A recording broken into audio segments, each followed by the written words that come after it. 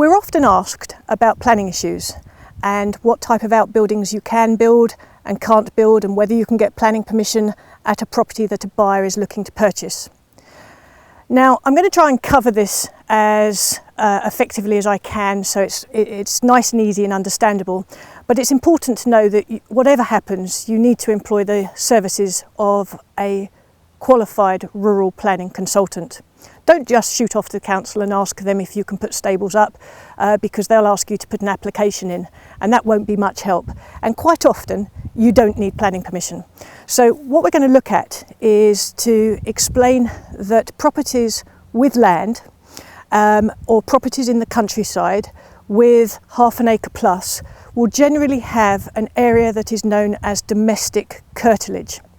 Now, I've got to say, we can't include listed buildings, properties in conservation areas, or properties in SSSI areas. That's sites of special scientific interest. So if any of the properties have got a label of listed buildings where they need listed building approval or conservation, then that's excluded from what I'm going to say next.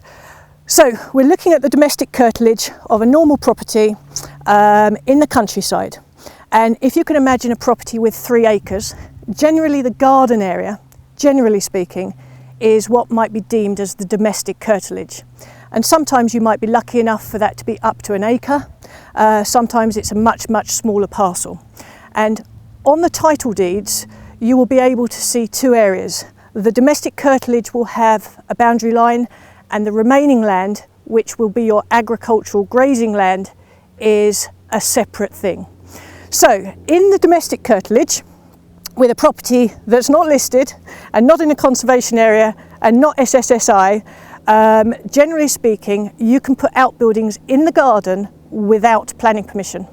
Now, those outbuildings need to be more than 5 metres away from the house, no higher than 4 metres, and if they're within 2.5 metres of the curtilage boundary, then they can't be any higher than 2 metres. Now, what most people are surprised to hear next is you can actually cover 50% of your domestic curtilage in outbuildings without planning permission, as long as they are ancillary to the main dwelling. So they have to be for incidental use to the dwelling. So when people ask me, can we build an annex? You might see on some of our sales particulars that we've described it as a guest cottage. The reason we've done that is because quite often people have made annexes in the past without planning permission, and an annex, because it's going to be lived in permanently, does need planning permission. But what you need to understand is that there's something called a 28-day rule, and that 28-day rule means you can sleep in an outbuilding for 28 days without planning permission. Taking it to the extreme, you can buy some land and you can fly an aeroplane and create your own private airstrip, and again you can fly in and out for 28 days without planning permission. So the 28-day rule is a very important one, and it's one that people use when they're, for example, doing boot sales. They can do it 28 days a year on a particular field. So basically we call that a guest cottage because technically you can sleep in it 28 nights a year. So with these outbuildings you can build them. The easiest permissions to get with local authority are for leisure buildings.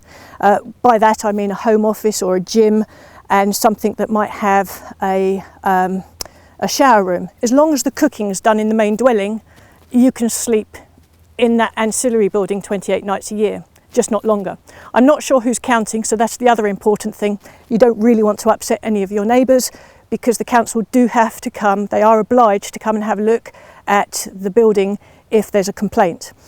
So we'll move on to stables now and menages, because hopefully what I've just explained is clear enough in that respect, and I can't say enough that you need the professional services of a rural planning consultant before you do anything.